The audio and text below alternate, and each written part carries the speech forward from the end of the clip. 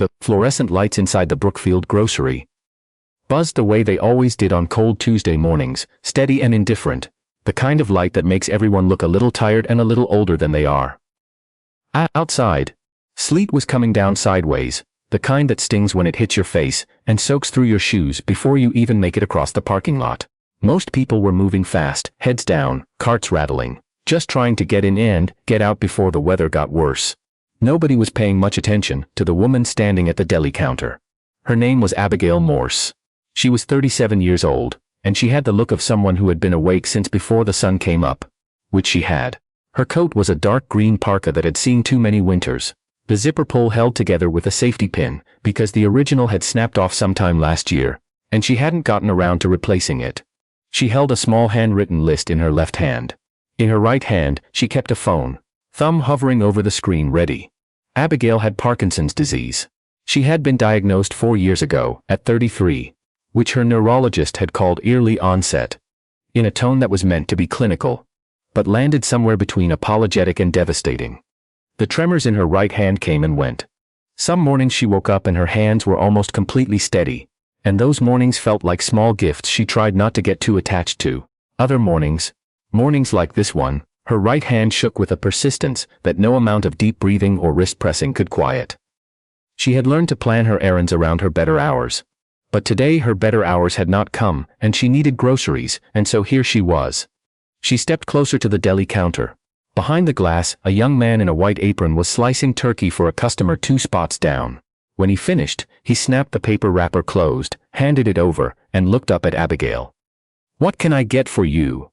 he said in the bored but professional voice of someone who has said those exact words 3,000 times. Abigail raised her phone to show him the Notes app, where she had typed her order that morning when her hands were calmer. But before she could hold it steady enough for him to read, a cart knocked into the side of her hip. Not hard, but enough to jostle her. Enough to make her arm jerk and the phone tilt away. She grabbed for it with her shaking hand. It slipped. She caught it with her other hand before it hit the floor, but the motion made her fumble, and now she was flustered, and her right hand was trembling more than before. "Sorry," she said. Her voice came out quieter than she intended. "Ma'am." The young man leaned forward slightly, not unkindly but not patiently either. She tried to hold the phone up again. Her hand wouldn't cooperate. The screen kept tilting, wobbling, impossible to hold at a readable angle. Behind her she could feel the line forming. She didn't need to turn around to know there were people waiting. She could feel it the same way you feel a storm before it arrives. A low-grade pressure, a shift in the air. Someone behind her exhaled audibly. Abigail's cheeks went warm. She knew that exhale. She had been on the receiving end of it in checkout lines, in pharmacies, in coffee shops, in every public place where her body moved at a pace that inconvenienced someone else's morning. It was the exhale that said, "This is taking too long, and it's your fault." She pressed her lips together and tried again to hold the phone steady. Her hand shook harder. "Do you need help reading the menu or something?" the young man asked. She shook her head. "I have a list, She stopped. Her voice had gone tight. She didn't finish the sentence. The line behind her shifted. Someone muttered something to the person beside them, too low for Abigail to make out but not low enough to be nothing. She stared at the glass deli case, at the neat rows of sliced meats and cheeses and prepared salads, and for a moment she considered just walking away. She could get prepackaged ham from the regular aisle. She didn't need the good turkey. Her daughter didn't need the good turkey. It wasn't worth this. She took a small step back. And that was when she heard a child's voice, not loud, not dramatic, just clear and certain the way children's voices sometimes are. "Dad, that lady is having trouble, we should help." Abigail turned slightly. At the end of the deli counter, waiting in line with a number ticket in his hand, stood a man holding a small girl's hand. The girl was maybe 7 years old, wearing a puffy purple jacket, with a unicorn patch on the shoulder. She was looking directly at Abigail with the completely unself-conscious attention that children give to things they find important. Her father looked down at her, then up at Abigail. Not the TPT, not the practiced concern of someone performing kindness, just a kind of quiet recognition. He stepped forward. He was tall, somewhere in his early 40s, wearing a canvas work jacket and boots that were still wet from the parking lot. He had the look of someone who was permanently in the middle of too many things and had made peace with it. He stepped up beside Abigail and looked at the young man behind the counter. "Give her a second," he said. His voice was even, not confrontational, just matter of fact. He said it the way you'd say the light is about to change. Informational, not a request. Then he turned to Abigail. Can I hold it for you? The phone? She blinked. What? Your phone. If you hand it to me, I can hold it so you can point to what you want. Or I can just read it for you, if that's easier. His daughter had followed him over and was now standing just behind his elbow, watching with her hands clasped in front of her, patient and attentive. Abigail looked at this man for a moment. Strangers didn't usually offer things like this. They offered to carry her bags when she was clearly struggling to lift something. Or they held doors, and those were kind things. But they were also things that could be done, without acknowledging what was actually happening. This man had looked at her shaking hand and the slipping phone, and asked a specific, practical question. And there was something in the specificity of it that made her throat tighten in a way she hadn't expected. Okay, she said, thank you. She handed him the phone. He held it flat and angled it toward the deli worker, with the steadiness of a hand that didn't shake. Abigail pointed to each item on her list. A pound of honey maple turkey, a half pound of Swiss cheese, and a small container of the pasta salad that her daughter Noelle loved and asked for every time they went grocery shopping, even though it cost $3 more than the generic kind. The young man behind the counter nodded, already moving. The line behind them dissolved back into its own business. When the order was wrapped and handed over, Abigail took the packages with her left hand. She turned to the man and said, I really appreciate that more than I can say. He shook his head like it was nothing. It's no problem. No, she said, more firmly than she meant to. It is. It's not nothing. He paused at that. Something in her directness seemed to land somewhere in him. He looked at her for a moment, then held out his right hand to shake, then seemed to catch himself and offered his left instead, easy and unhurried, as if he'd simply changed his mind about which hand to use. She shook it. Victor, he said. Victor Hale. Abigail. The little girl tugged gently at her father's sleeve. I'm June, she announced, with the dignity of someone introducing herself at a formal occasion. Abigail smiled at her. Hi, June. June looked up at her father and then back at Abigail. Does your hand hurt, June? Victor started. It's okay, Abigail said. She crouched down slightly so she was closer to the girl's level. No, it doesn't hurt. It just does that sometimes. My brain and my hand don't always talk to each other the way they're supposed to. June considered this seriously. Like when the Wi-Fi goes out?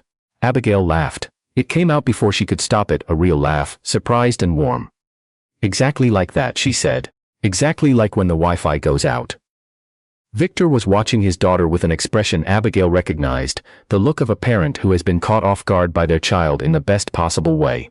She straightened back up and shifted the grocery packages under her arm. She should get the rest of her list done and get home before the sleet got worse. She should thank them again and move on. That was the sensible thing. But June was still looking at her with that open, earnest attention, and Victor had not moved either, and for just a moment the sensible thing and the right thing felt like they might be pointing in different directions. Do you shop here often? Abigail asked. She wasn't sure why. Every Tuesday, Victor said. My shift ends at 9, and I try to get the shopping done before I pick her up from school. She usually goes to aftercare, but he looked down at June. Teacher planning day. Lucky, June said firmly, as if this were a fact she had established long ago. Victor smiled, and it changed his face considerably, pulled some of the tiredness out of it. She likes the sample cart at the bakery, he said. That's the real reason we're here. Abigail shifted the packages again.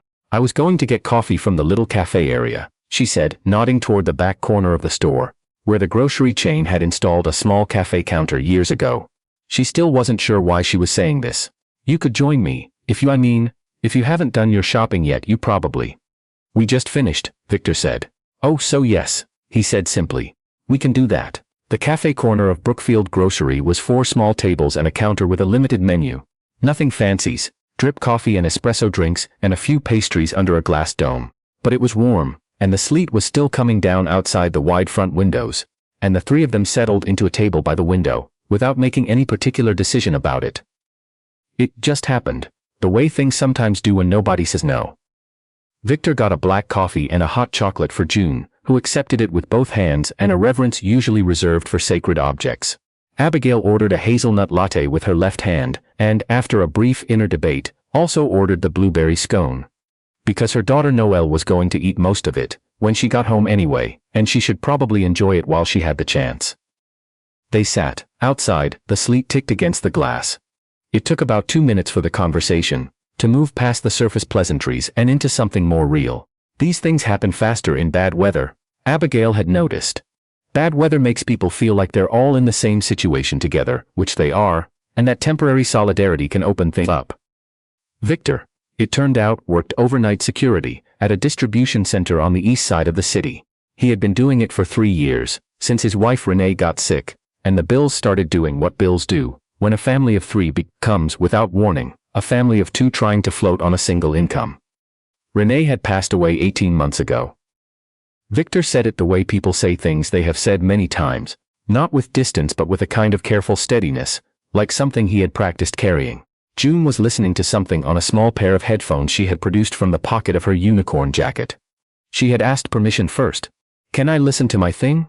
And Victor had said yes, and now she was peacefully in her own world, feet swinging under the chair, occasionally sipping hot chocolate with both hands. "She's incredible," Abigail said, and meant it. "She is," Victor agreed, without false modesty. "She's also the reason I have not slept a full night in 18 months, but..." He shook his head. "She's incredible." Abigail wrapped her left hand around her coffee cup. "I have a daughter too, Noelle. She's 9. She paused. "I do it alone too. Her father's been out of the picture since she was 2. Victor looked at her steadily, not with pity, just listening. "The diagnosis was 3 years after that," Abigail continued, "which was a lot, all at once, for a while." She looked out the window. "It's better now. I've figured out how to do most things. The grocery store is usually fine. Today just wasn't a good hand day." "Do you have good hand days and bad hand days?" "Yeah, most days are good, or at least okay." She looked back at him. "Today I couldn't get the lid off the peanut butter jar. That was how I knew it was going to be a bad one." Victor was quiet for a moment, then he said, "I couldn't get the smoke detector battery changed for 6 weeks after Renee died. Not because it was physically hard. I just couldn't make myself stand up and do it." He paused. "The thing beeped for 6 weeks. June said it was like living inside a broken robot." Abigail looked at him. "How did you finally do it?" "June dragged a chair over and climbed up herself," he said. "She couldn't reach, but watching her try." He exhaled slowly. "I got up." Outside, someone jogged past the window with a bag over their head, trying to stay dry. Abigail watched them go. "That's the thing about kids," she said. "They don't wait for you to be ready." "No," Victor agreed. "They really don't." June looked up from her headphones at exactly that moment, caught both looking at her, and gave them a long, thoughtful look in return before going back to her thing. As if she had checked in and found the situation satisfactory. Victor smiled, Abigail smiled. They talked for longer than either of them had planned. The sleet eventually softened into regular rain, and then into something that wasn't quite either. The cafe counter closed its pastry case. The overhead lights shifted into the slightly dimmer register of mid-morning. Abigail told him about Noelle, about how her daughter had decided at age 6 that she wanted to be an entomologist, and had maintained that plan with absolute conviction for 3 years now, and how their apartment had briefly housed 4 different caterpillar habitats simultaneously, and how Abigail had drawn the line at 5. Victor told her about June's current obsession with origami, how there were paper cranes on every surface of their apartment, on the windowsills and the kitchen counter, and balanced on the top of the TV, and how he had stopped trying to throw any of them away because June always knew. If, at some point, June fell asleep in her chair, with her head resting on her folded arms, headphones still on, hot chocolate mostly finished, Victor and Abigail both noticed at the same time and adjusted their voices without discussing it. "She does this," Victor said quietly.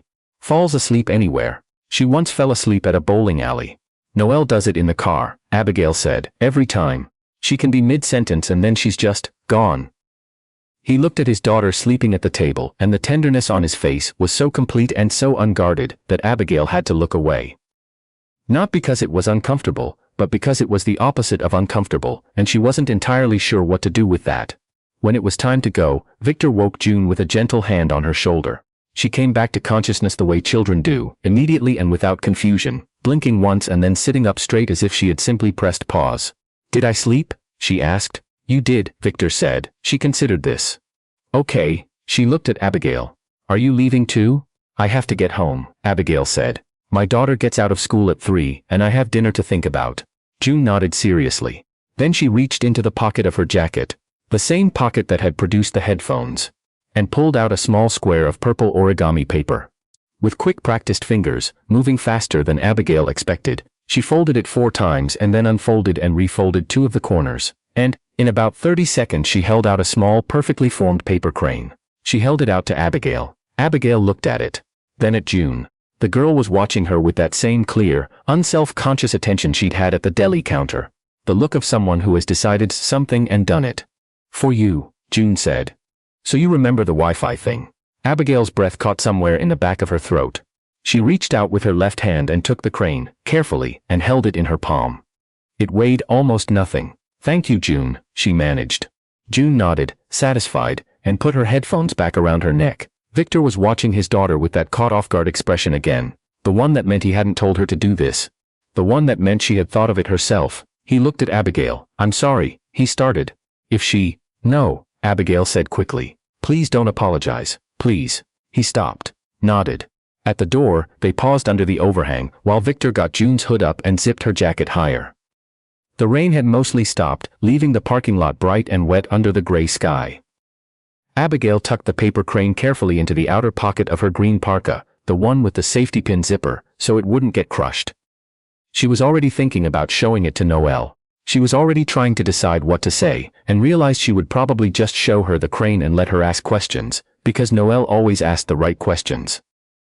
Victor, she said. He looked up from June's jacket. Thank you. She held his gaze for a moment. You didn't have to do any of it. He was quiet for a second. Then he said, I used to think that you don't have to do things like that, so it's a choice, and the choice is always between doing it and not doing it. He glanced at June, who was watching a pigeon navigate a puddle with extreme focus. I don't think that anymore. Abigail looked at him. What do you think now? He considered. I think some things aren't choices. I think some things are just what you do. He paused. Renee would have been up at that counter before June even said anything. It was the first time he had mentioned his wife's name out loud between them, and they both felt it. Not heavily, but the way you feel a door opening into a room you weren't expecting to find. She sounds like someone I would have liked, Abigail said. Yeah, Victor said, and his voice was steady. She was easy to like. June, apparently satisfied with the pigeon situation, turned and looked at them both. Can we come back Tuesday? She asked her father. Victor looked at Abigail. We come every Tuesday, he said. To Abigail, not to June. Abigail felt something in her chest do something she couldn't quite name. Not a big thing, not a dramatic thing, just something small and certain, like a latch catching. Then I might see you Tuesday, she said. She crossed the parking lot to her car, groceries in her left arm, right hand in her pocket, fingers resting against the paper crane. The morning was cold and wet, and the fluorescent lights of Brookfield Grocery were still buzzing behind the glass. Her right hand was still shaking, just as it had been when she walked in. But here is the thing about bad hand days. They end. You get home, you put the groceries away, you make the pasta salad your daughter loves, even though it costs $3 more than it should, and somewhere between the cold parking lot and the warm kitchen, something shifts, almost imperceptibly. Not in your hand, not in the disease, but in the morning itself, in the way you remember it. And you realize that the bad part of a bad day can sometimes be the smallest part of it. If one thing goes differently. If one man stops. If one little girl looks up and says, Dad, that lady is having trouble. We should help. Noelle was waiting on the front steps of their building when Abigail got home. Even though she wasn't supposed to be home from school yet for 4 more hours. She'd had a half day. And she'd forgotten to tell her mom, and she had been sitting on the steps for 40 minutes because she'd lost her key again, and was deeply unbothered by this, in the way that 9-year-olds can afford to be. She stood up when she saw her mother's car. Mom. I saw a really weird beetle on the way home. It was kind of iridescent and I think it might have been a... What's that? Abigail was already holding out the paper crane. Noelle stopped walking. She took it with both hands and turned it over slowly, examining it the way she examined every small creature that crossed her path, with complete undivided attention. Who made this? She asked. A little girl at the grocery store, Abigail said. Her name is June. How old is she? 7, maybe, or close to it. Noelle looked up. Is she good at origami? She folded that in about 30 seconds. Noelle looked back at the crane. I want to learn that, she said. You learn that? Abigail unlocked the front door of the building. I think so, she said. I think that's something you can learn. They went inside. Out of the cold, into the warm and slightly cluttered hallway of their apartment, where a half-finished caterpillar habitat sat on the kitchen counter, and Noelle's backpack was immediately dropped on the floor, just inside the door. Exactly where Abigail had asked her 100 times not to drop it. Noelle was already on the couch, holding the crane up toward the ceiling light, looking at it from underneath. I'm going to learn every kind, she announced. Cranes, frogs, boats, all of them. Abigail set the grocery bags on the counter. The paper crane sat on the coffee table where Noelle had carefully placed it. Outside, the last of the rain traced thin lines down the window glass. Her right hand had quieted, just slightly, the way it sometimes did toward midday. Not gone, not fixed, but quieter.